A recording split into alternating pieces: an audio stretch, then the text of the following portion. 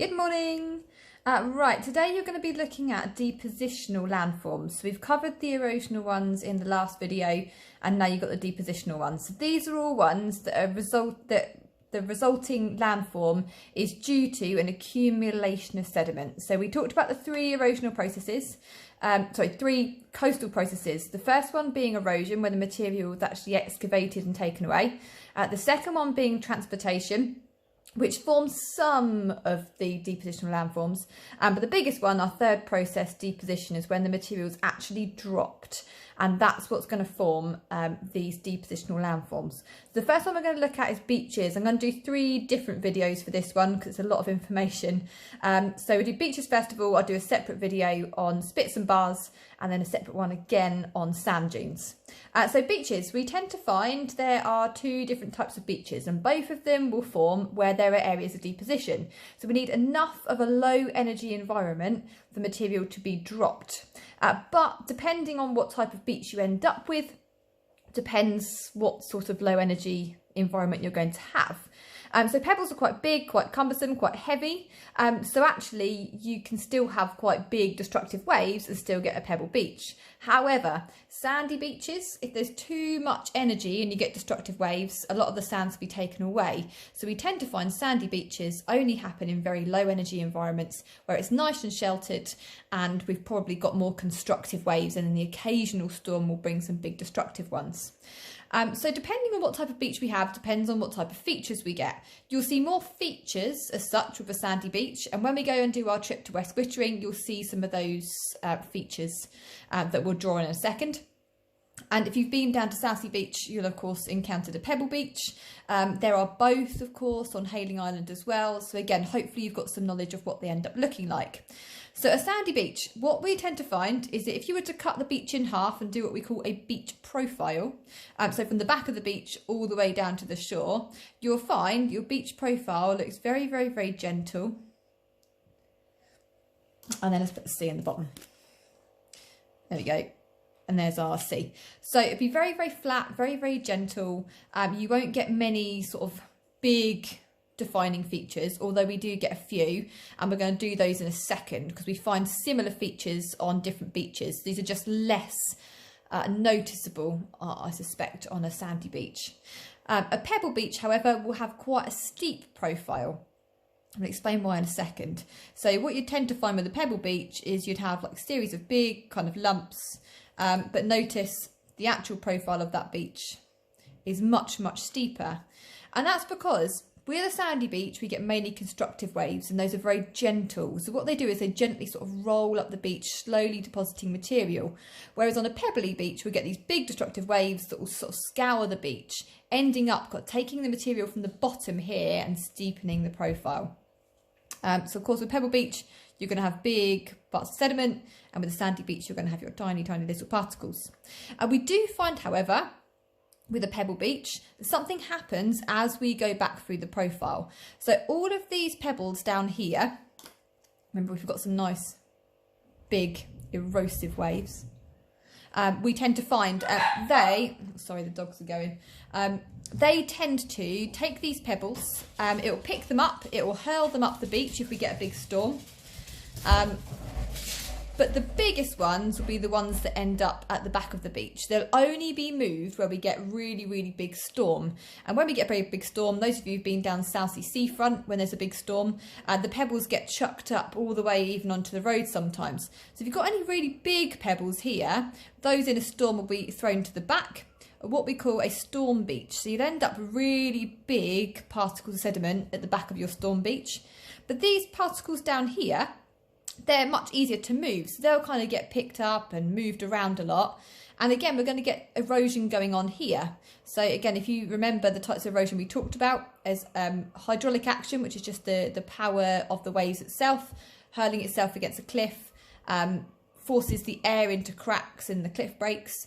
We have abrasion, which is where the material's picked up and hurled at something, or rubbed along a wave cut platform, for example. The third one we talked about was attrition. So these particles, as they're picked up by the waves, are going to bash into each other and make each other smaller. So what we tend to find is the big ones that have been hurled to the back in a big of a storm beach tend to be really, really big, and the ones that are nearer the shore tend to be fairly small in comparison. We do get some sort of sorting with sandy beaches as well, but it's nowhere near as noticeable. So next time you're down Southsea Beach, have a little look. Back of the beach, big pebbles. Down by the shore, lots of little pebbles. And of course, Southsea Beach as well, we also get some sandy patches down near the shore, but you never see sand at the back. Right, so that's difference between the two different types of beach. Now let's have a look at the different features we find on the beach profiles. So as I said, we do get slightly different features with sandy beaches and with pebble beaches, but some of them are also fairly similar as well. So we'll go through the similar ones first. So with any beach, we'll have a series of bumps, obviously amplified with a pebble beach and not as noticeable with a sandy beach. But at the back, we'll always get, and we've already mentioned this one, we'll always get a storm beach.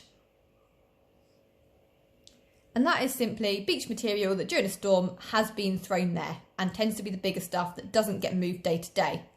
Calming down the beach, we have what's called the back shore. And this bit here, as you can see, I've just labelled on my low tide and my high tide up here, isn't usually affected by the water. So this back part of the beach is only accessible again during a big storm and tends to be fairly dry. Again, liken it to a beach that you've been to before. As you step down onto the beach, it tends to be fairly dry, stones or sand. And as you get further to the water, you tend to get wet feet. So this is what we call the back shore. And then we have a bit of an intertidal zone, which sometimes is affected by extreme high tides and extreme low tides. So this will be sometimes inundated by water. And you'll notice here, we've got a bit of a bump. And this bump we call a berm.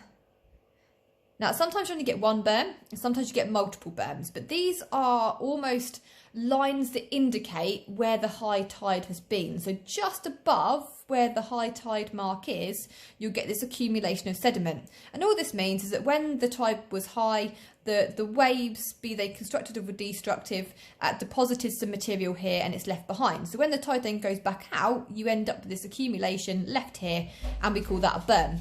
Now, if we end up with really, really high tides, some really low tides and some in-between tides, and the beach hasn't undergone a big storm situation, sometimes you'll see multiple berms left behind. So you'll see a berm left behind by a really, really high tide, a berm left behind by a normal high tide, and then possibly one left behind, as the tide has gone out. Maybe there's accumulation there as well. So you tend to get multiple berms on a beach. And then you'll get this little section here. As I said, this potentially could be our normal high tide mark. This could be our low tide mark. And a lot of the change to our beach is going to happen during this little zone where our waves are actually quite active. Beyond that, we have another little bump underneath our low tide. And this we call an offshore bar. Let's write it in. Now, these sometimes are confused with what we're going to talk about in spits and bars. We have two different types of bars just to make things really awkward. An offshore bar is, as the name suggests, it is offshore. It's a bar that is not on the shore. It is just off the shore. Again, to try and put this into context, one that you might have seen before is if you've been down to West Wittering, out near East Head, when the tide goes all the way out, you can see some of those offshore bars exposed by very, very low tides. So if that's a normal low tide, sometimes we get extremely low tides. You'd end up with maybe that being extremely low tide. This offshore bar would just be poking out of the water. So sometimes you can see these accumulations of sand or pebbles underneath the water if you get a really, really, really low tide.